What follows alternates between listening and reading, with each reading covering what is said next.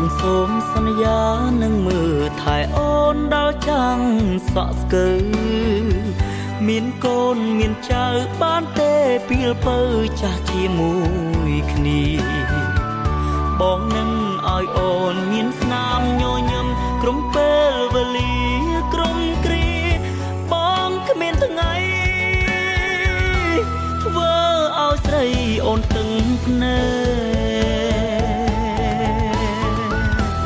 ធ្នមអូនទុកដូចព្រះនាងបើអូនជាភ្លើងឆេះឡើងបងនឹងស្ម័គ្រធ្វើជាទឹកទោះឆ្លូគ្នាញឹកយំថ្ងៃល្ងាចព្រឹកក៏មិនបែកគ្នាថ្ងៃដែលបងស្អប់ជាថ្ងៃដែលបងឃើញទឹកភ្នែកអូនយំ